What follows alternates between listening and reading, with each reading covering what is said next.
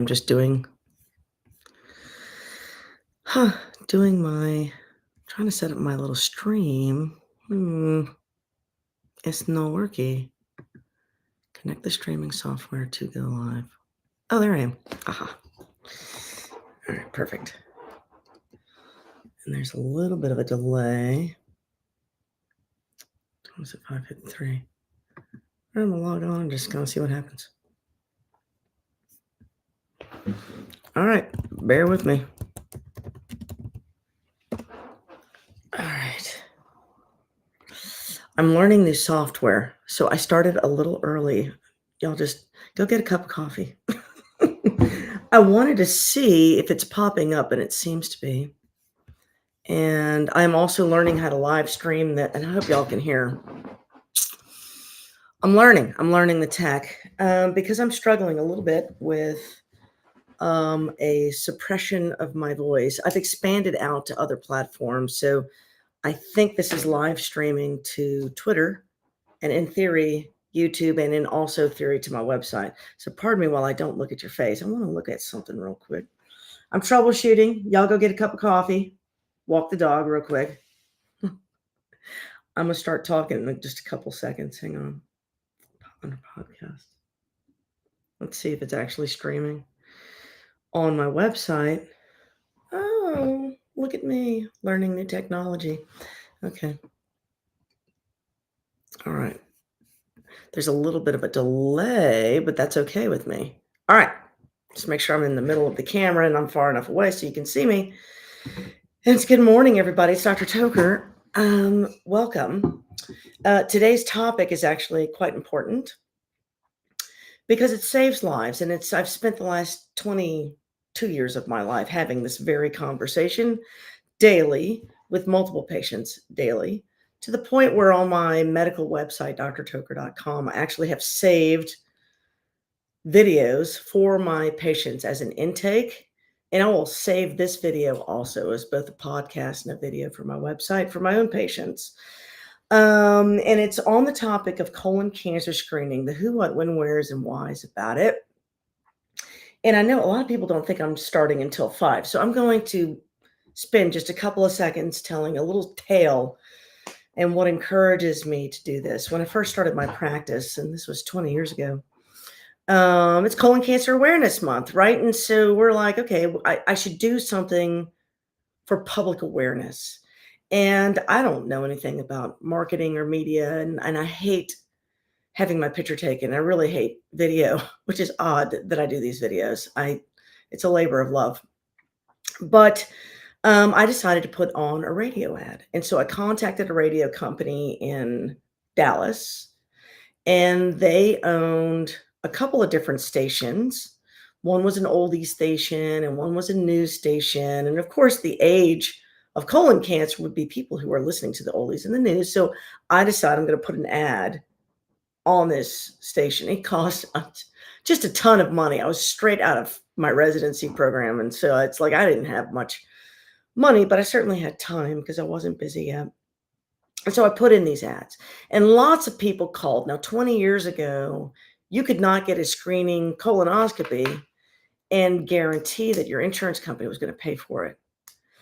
And this is kind of where it starts. And I don't want to get banned for saying this, but insurance companies can be difficult to work with. That was probably the most political way for me to say that. So basically, and you know what? This has a little chat feature, I think. How do I chat? I think I can, well, I don't know. I'll figure it out. If you guys have questions or whatever, just leave a chat and I'll answer it later. I am really not computer adroit. So if you have questions, just answer. Anyway, so the insurance company's being a jerk. And if you do a colonoscopy and find a polyp, the insurance company would not pay for the procedure if you remove the polyp. So, and that has changed. It's probably the only good part about the Affordable Care Act, but that has changed. Anyway, so a lot of people called and no one came in except one guy.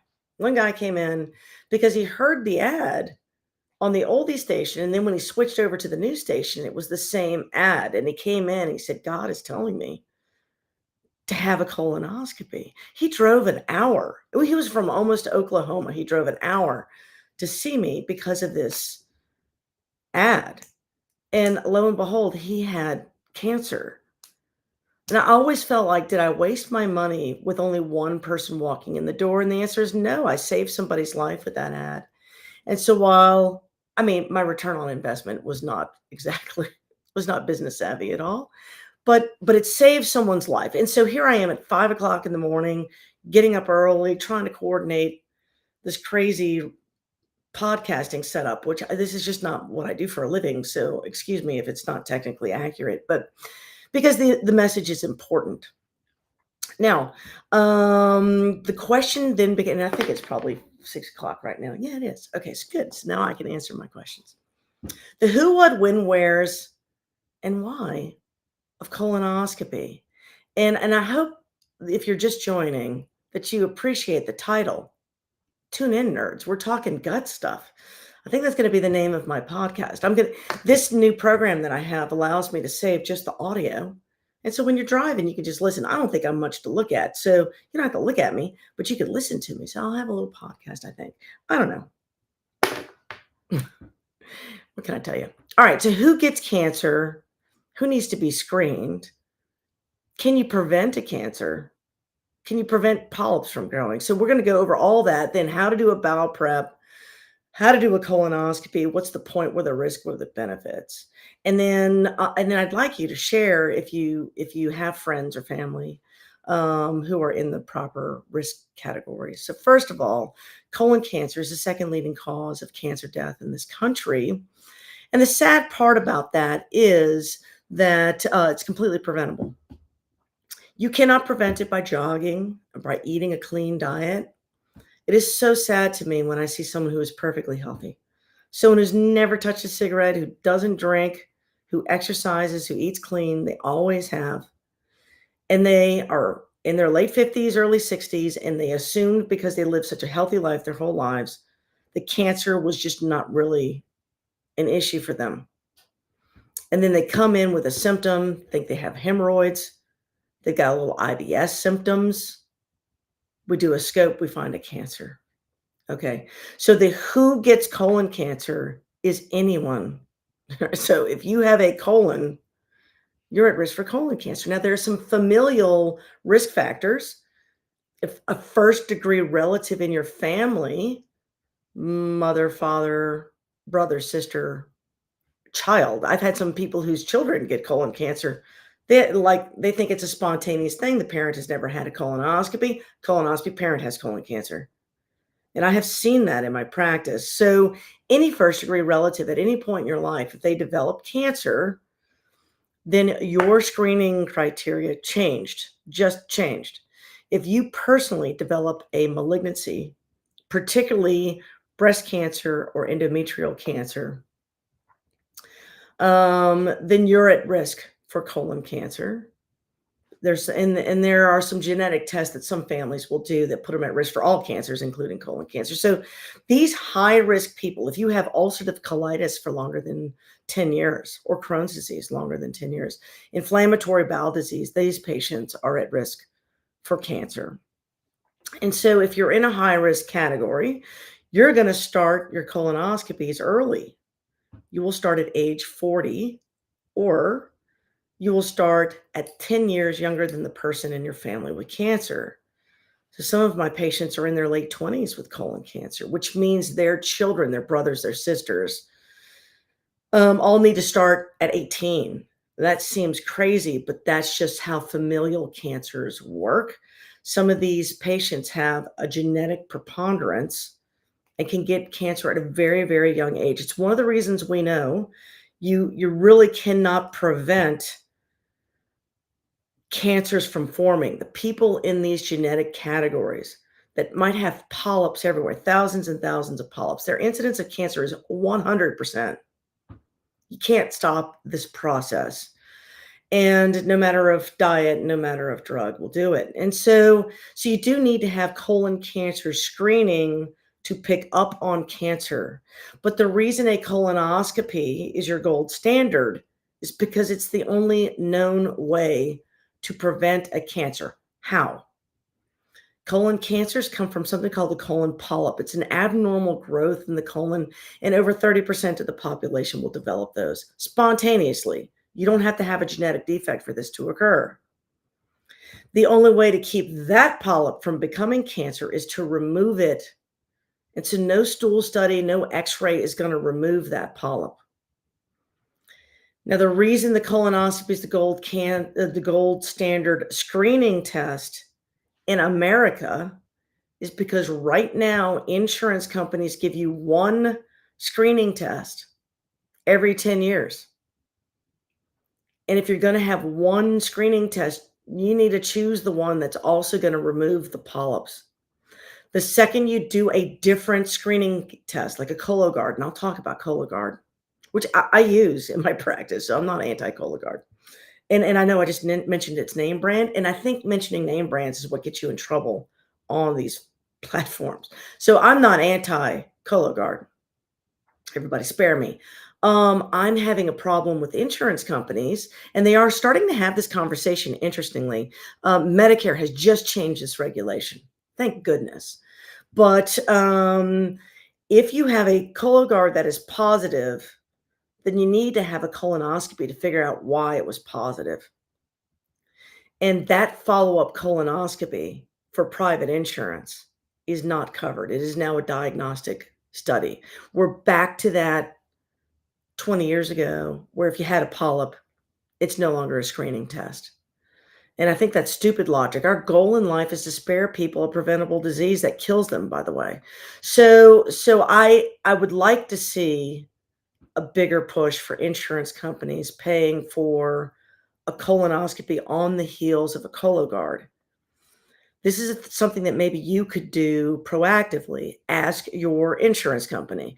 Your insurance company wants you to have the Cologuard because it's cheaper. They also know that you are going to have to bear the burden financially of the follow-up test. So you just have to be very cautious when you ask their opinion. They're going to say Cologuard. If your primary care doctor is an employee of the insurance company, and I was an employee of an insurance company, this is kind of how I lost my job. Because I disagree with this particular platform. I'm cantankerous. You've probably figured that out. I cut against the grain. I'm belligerent. I'm hard to control. That's what my parents always told me. But if your doctor is an employee of the insurance company or of a huge hospital system that's responsible for the cost of these tests, they are going to push you to a Cologuard. They're going to scare you out of the colonoscopy. And then once you have that positive Cologuard, you're going to need to go to someone like me for a colonoscopy. And guess what? A lot of patients will refuse to have the follow-up colonoscopy despite the positive Cologuard because they don't have the money to meet their $7,000 deductible. So morally, I have to suggest the colonoscopy as your starting screening point for your very first one. You need to know, are you regular risk, a normal person? No one in my family has cancer. I don't have any risk factors. If you have a normal colonoscopy, it's a colonoscopy every 10 years. If you want to switch to Cologuard at that point, okay. But on your first colonoscopy, we stratify people into who's high risk for cancer and who's not. If you're in a high risk category for cancer, Cologuard is not your best option because it's going to be positive at least 50% of the time. Cologuard quotes a 35 to 40% positivity rate. Why? Because 30% of the population will have a polyp, and there's a 10% false positive rate. In patients with a positive Cologuard, and I do love this test for people who logistically they don't have a ride to get to a colonoscopy, they really don't want it, they're scared of anesthesia, they're worried about the procedure, they don't want to do a bowel prep. I would rather have them screened. They're not worried about the money. Their insurance company will cover the follow-up. In those patients, then my suggestion is going to be Cologuard. If it's positive, sorry, I'm on call as per usual. If it's positive, you need a colonoscopy. In those patients, 90% of those patients will have a polyp that I can remove. 5 to 10% of those patients are either going to have a cancer that I cannot remove or a false positive. And I hate the false positives because now I'm looking all over the place. What the hell caused this test to be positive? I hate the false positive. It's my least favorite thing. But okay, so that's sort of the Cologuard. If you're gonna choose Cologuard, just know there's a 1 in 3 chance it's gonna be positive. Don't panic. It doesn't mean you have cancer, but you absolutely might, which means you gotta have the colonoscopy. Okay, that's the Cologuard situation. Now, so we talked about the who is going to get the cancer, family history, or just normal Joe Blow. Normal Joe Blows are going to start their colonoscopies at age 45, and they'll repeat this test every 10 years. Why? Why did we choose 10 years? It's a little arbitrary. In my preference, I prefer 7 to 8 years, and there's a reason for that. But based on retrospective studies, it takes approximately 10 years for your colon to grow a polyp and for that polyp to then transform into a cancer.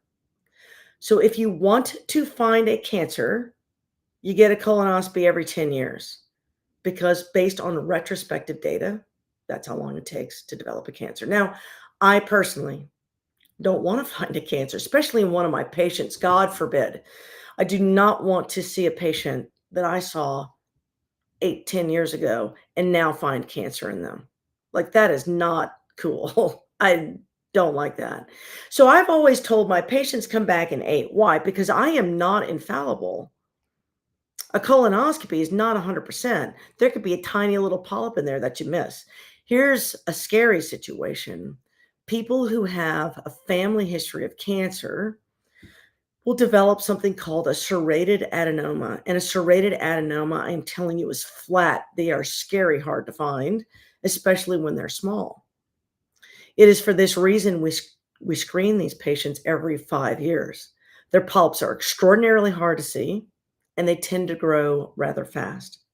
So if you have a family history of colon cancer, we start at age 40, and we never let you go more than 5 years between procedures. My breast cancer patients, I never let go more than 5 years between uterine cancers in particular. Okay, so that's kind of how we decide who's getting the screening and then how frequently. Now, when you hear that you only need to do this once every 10 years, it ought to take some of the stress out of your life with the bowel prep and the procedure. Cologuard, on the other hand, is not once every 10 years. It's once every 2 to 3 years because it's got an error rate. It's not removing polyps. So if it missed your polyp on the first one 3 years later and it pops positive, that polyp has had 3 years to turn into a cancer, by the way. It's one of the reasons why I'm like, that may not be the best first test.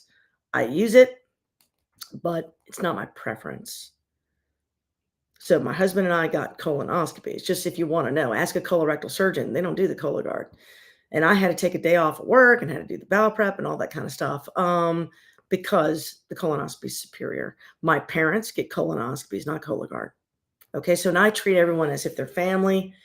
The only time I'm going to do a Cologuard for you is going to be if you're too sick to have anesthesia, you're frightened about anesthesia, I don't want to scare you, or you're nervous, or for whatever reason there's a roadblock for the gold standard. But you have to promise me that you do the test, and I'm gonna send that test to you every 2 years. And if it's ever positive, you have to agree, this is what we're gonna do, okay? I think I've belabored that point. Okay, so that's the who, and that's the when, and I think we covered the why, right? Everyone is at risk for polyps, and those polyps can randomly become cancer. We can't stop that, not yet, we don't know. I am certain that our environment is contributing because we are finding this disease in younger and younger people. We've been asking the Cancer Society, and the Cancer Society has a lot to do with this. And of course, they are a cancer society. They're not prevention society. Okay, I'm sorry. I am on call and I'm doing a procedure. And it's the operating room calling me. And let me hang on just a second. Um, can I call you? See the problem with being a doctor? I can't do anything without being harassed. In 10 minutes. Okay. So, where the hell was it? My train of thought. Dang it, operating room. All right. So the who, the what, the whens, the wheres. Well, I guess it's gone now. How about the what is involved? Okay. I was talking about the environment. Okay. Yes, that's an important question. Speaking of colonoscopies, a patient didn't do a bowel prep. Okay. Anyway, so I'm pretty sure it's in our environment. I can't prove that, right? I can't pinpoint it. I'm not a conspiracy theorist. I'm a doctor who's been in practice for quite some time. I started medical school almost 40 years ago, and I've seen it. Colon cancers are occurring at a younger and younger age. Our healths are declining. Take a look around you and look at pictures from the 50s and 60s of public places, and now look at modern pictures. You will see illness. We don't look well, we don't feel well, and that affects our mentality. So I'm pretty sure it's in the environment. I just don't know which part. That's probably what got me banned from I'm not a bad citizen. They just won't let me proliferate my message, which is why I'm going to all the craziness this morning. Anyway, okay, so what's involved with a colonoscopy? Let's get to the brass tacks since I've been talking for 15 minutes. The next 10 minutes, we'll chit chat on what's involved. The number one thing that keeps people from doing a bowel prep, a colonoscopy, is the bowel prep. And in the old days, I get it. We used to have that PhD in pooping for this colonoscopy, right? So they would give you lots of stuff to drink, and they would give you enemas, and then pills, like more stuff to drink. They'd starve you for 3 days. That's pretty miserable. Dehydrating. Then they would have you on an empty stomach after midnight, and then they would schedule your colonoscopy for 3 o'clock in the afternoon. And it was miserable. The sedation wasn't nearly as good. I mean, this procedure was ahead of its time. And if you're using that data or a procedure you had 10, 15, 20 years ago, 30 years ago, as a reason you won't have a follow-up colonoscopy, come back into the fold. Come back to church. It's gotten so much better. So there are low volume preps. I personally write for a pill version prep. And they're easy to swallow. And I know some people are like, I can't swallow pills, but they put something slicky on the outside. I know this is going to be a chemical that's probably bad for you. I get it. The benefits outweigh the risk. You put worse things in your body voluntarily with no benefit during the course of your day. Doing this once every 10 years is really not going to impact your health trajectory. Okay. So do the bowel prep. If you're scared of what's the slicky stuff on the pill, that's a valid question. Then you can drink the liquid as a pure salt solution. So I write for something called sodium sulfate. It is a pure salt solution. And it is mildly dehydrating, which is one of the reasons why you should make sure you're drinking lots of fluids throughout the course of the day. The old-fashioned solution was pure polyethylene glycol, which is, interestingly, and I don't want to get banned from the social media thing, but there was a particular medicine that they had to make millions and millions and millions and millions of doses of in the last 4 years, that they used polyethylene glycol in this medication, but you didn't consume it orally. It was given as an injection. I'm sure AI has figured out what I'm talking about. But anyway, why would you inject polyethylene glycol into a human being's body tissues? I don't know the answer to that. Because when you drink it orally, it causes a purgative diarrhea. So to me, it sounds like you probably shouldn't be injecting it. But that's just me and my informed consent. And I think we have a video on that. But anyway, so polyethylene glycol is an inert substance that when you drink, your body does not absorb, and it just flushes stuff right through you. Okay. So the old-fashioned preps, you drank lots and lots and lots of this. The medication over the counter called Miralax is made out of this exact substance. So 1 capful of Miralax is a stool softener. If you drink a glass of Miralax every 10 minutes for an hour or two, you're going to have a bowel prep. So if your insurance doesn't cover for the pills, if your insurance doesn't cover for the saline laxative, then you can get Miralax and just keep drinking it until you're clear. Some people prefer that because it's a tasteless powder you can mix into any clear liquid. So that brings me to the question, what is a clear liquid? A clear liquid, I mean, it seems obvious. It's anything you can see through. And I don't like having the "Can I have this? Can I have that? Can I have" conversation, right? Can you see through it? It doesn't have to be just water. It can have color. There's one caveat: artificial red and artificial purple can look like blood in the intestinal tract. And so stay away from artificial red and artificial purple. But you can do apple juice, you can do broth, bone broth. If you're trying to get nutrients throughout the course of the day, you can dilute out protein water so that it is clear. So you have a little bit of protein as you're going along, a clear protein supplement. Add a little MCT oil to that if you wanted to. It's very small amounts, won't affect anything, will keep you from being hungry while you're drinking your bowel prep. You will need to start that bowel prep at 9 o'clock in the morning, the day before your colonoscopy. The prep itself, I start in the afternoon, the day before your colonoscopy at 3 p.m. And then the second dose, it's 2 doses, 3 p.m. and then the second dose at 7 p.m. Why? Because I want you to have a normal night's sleep. Okay, so this is what I learned. If you follow the instructions on the box, you're not going to get sleep and you're going to be mean to me. It's all about me. So, so start taking it in the afternoon. Do not start taking this while you're at work or while you're driving.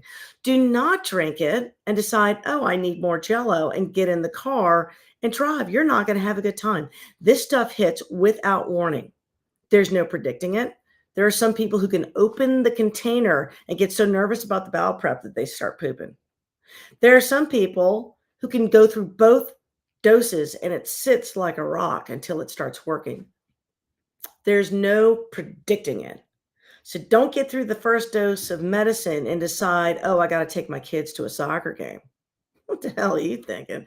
Right. So don't do that. Okay. Just so you know, it's very unpredictable. Okay. The later in the day you put off this prep, the later at night you'll be pooping. The instructions on the box, and this, I'm about to say something, and you're like, well, duh, no wonder she doesn't want me doing that.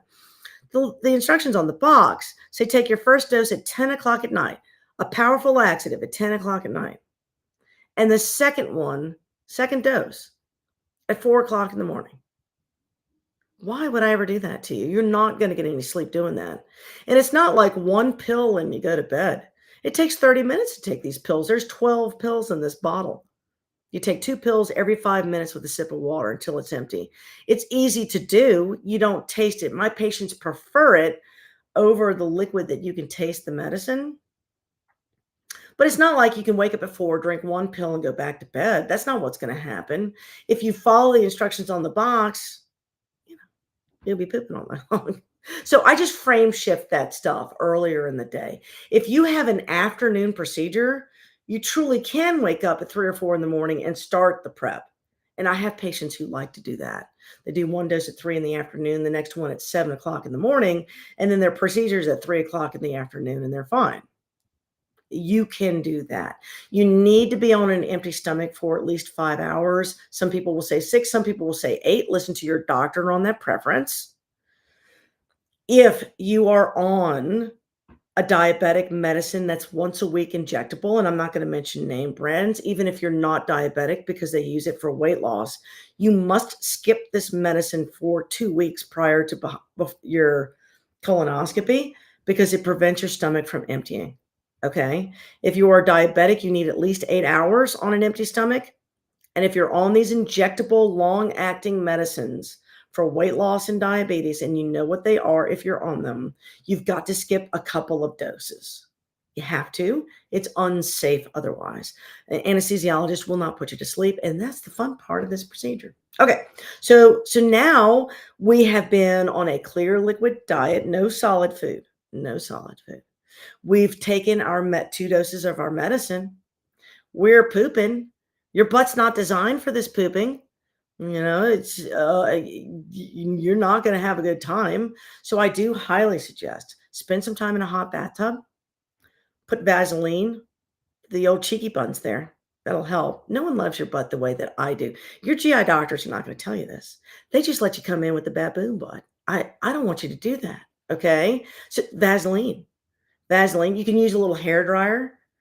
All right. So they have the style button, not the hot air, the cold air. Have you ever seen those? Or if you have a fan, and just fan your little hiney, take a hot bath, fan the little hiney, make sure it's nice and dry, throw a little Vaseline back there. You're going to have a much easier time getting through the bowel prep because your hiney is not designed from this. How do you know that you've done the prep properly? You've done the prep properly when what's coming out of your bottom looks like what you just drank. And I'll tell you a cute little story. I know I ramble. I'll tell I got a few minutes. I'll tell a cute little story. So there was a young guy, he had IBS, and I don't care how young you are. If I don't know what's wrong with you, you're getting a colonoscopy. It's the one thing that makes me nervous about the wellness world because they start throwing intervention before they know if you've got a serious illness.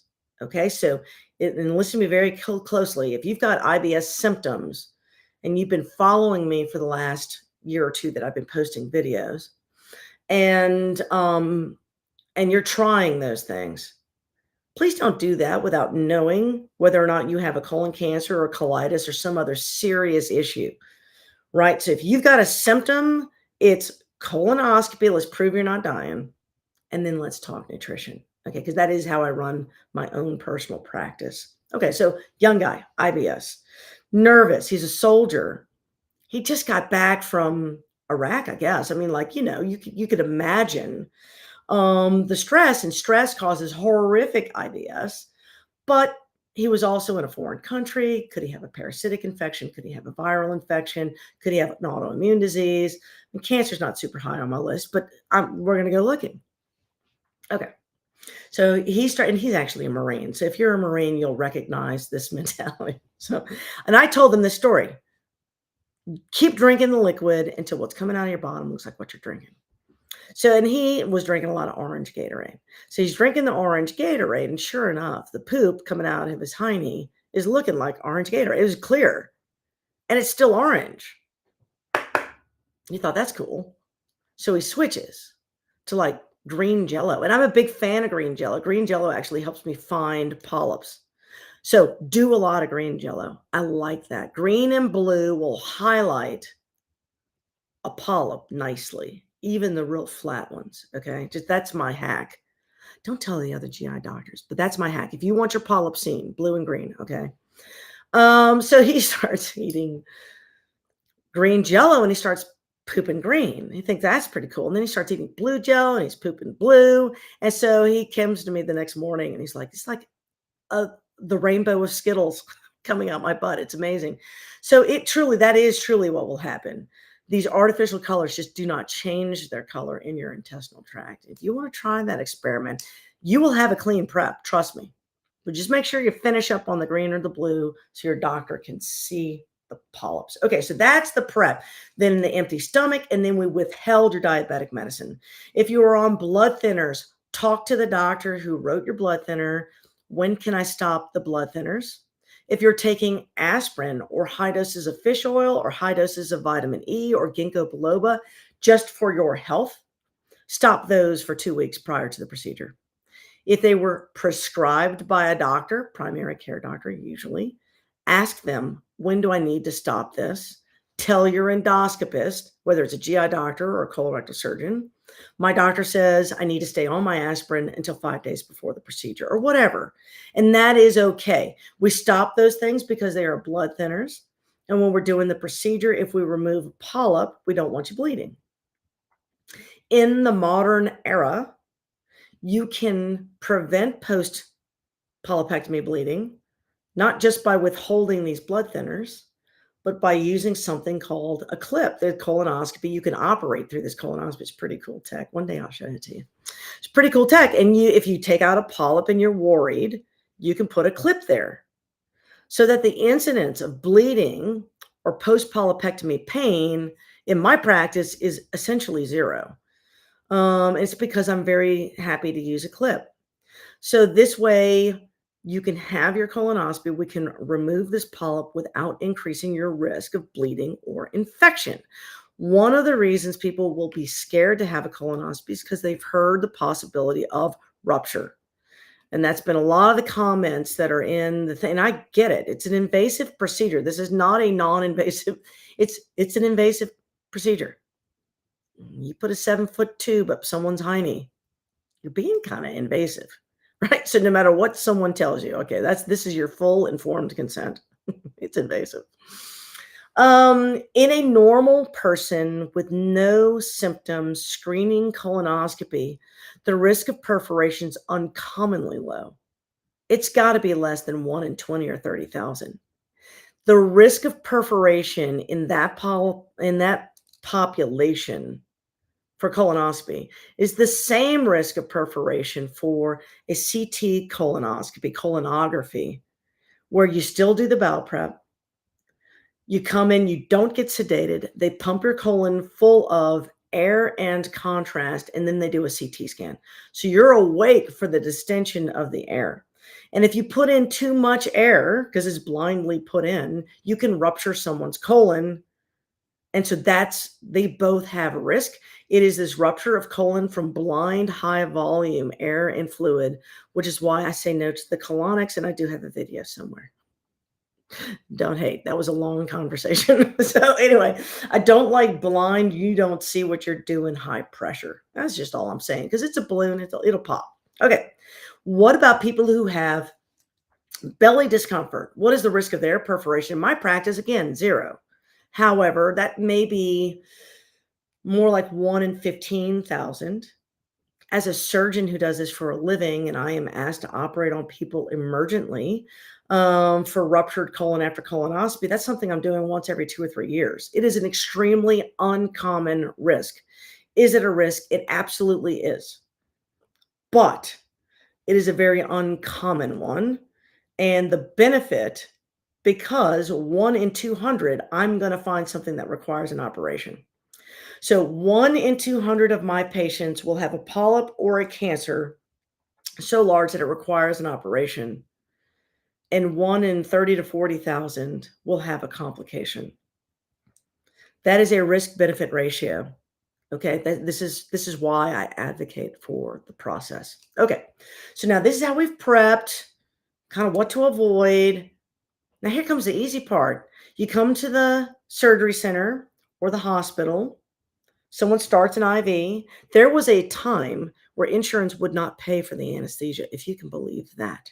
And I am learning in some of these socialized medicine areas, they don't pay for the anesthesiologist. Like if you're in England, get the Cologuard if it exists. I would do this study awake. I treat everyone as if I'm the one having. I use lots of lube, right? Lots of lube and sedation by an MD anesthesiologist. Okay, so this is going to be safe.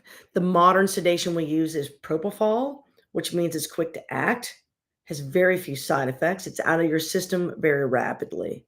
Okay, so now you've got an IV through which a doctor is going to take care of you and only you, your breathing, and this propofol.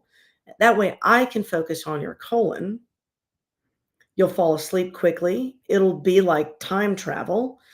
When you wake up, you might even finish the sentence that you were in the middle of when you were falling asleep. Okay. So, and then you'll wake up in a recovery room, and most people are like, wait, don't start yet because I'm still awake. Now, we're long done. I'm on my next procedure by the time you've had that conscious thought. And then you wake up and then you're free to do whatever it is you want to do for the rest of the day, as long as someone else is doing the driving, someone else is making the legal decisions. Okay. Do not give a teenager or someone who likes to spend your money, your credit card, right? Or the car keys. Don't give your teenager the sports car keys because you're drunk. You'll forget you did it. So you want to have someone you trust. No, you cannot Uber to the surgery center because we need to have someone you trust. Why? Because you can be acting like a goofball. It does not have to be a family member, but it needs to be an adult. So don't have your 16-year-old drive you to the surgery center. Your 18-year-old can.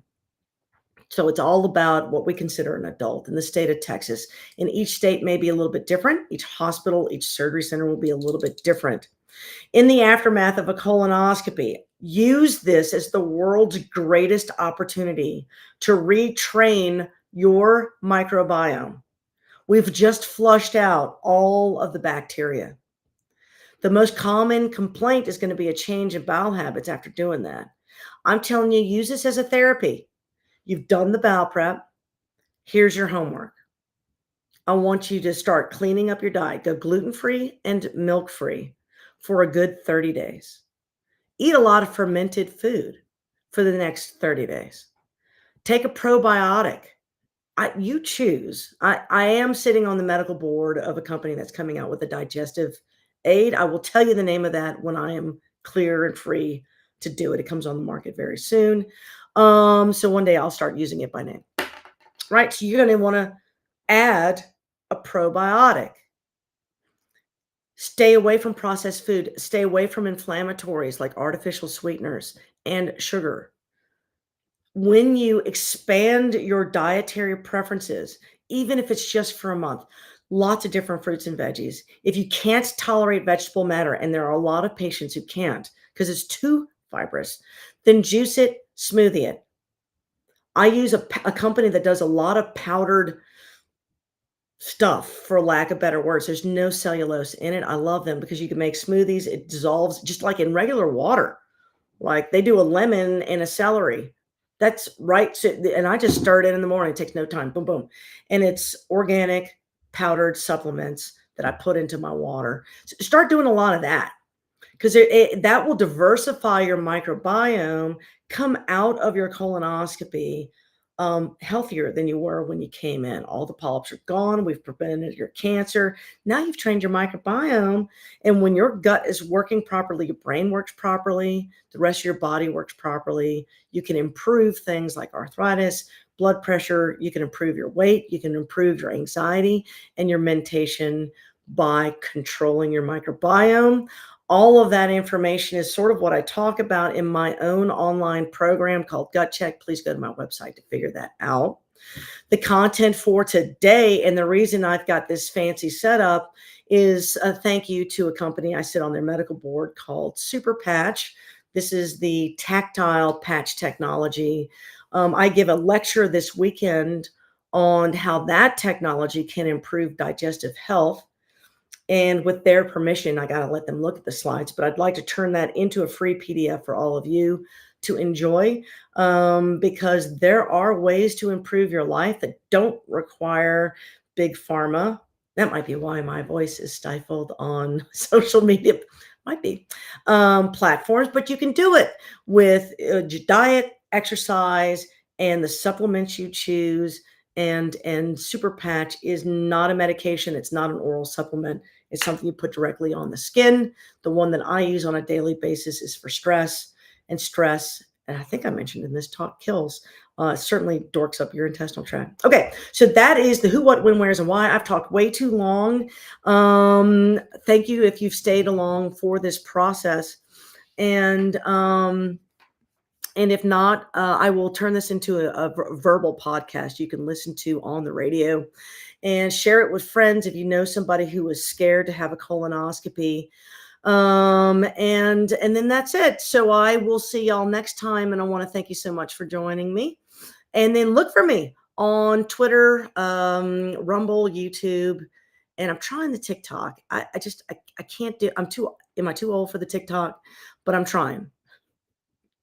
Find me on TikTok. I'm trying. I hired someone to help me. All right. I'll see you next time. Thank you for your patience and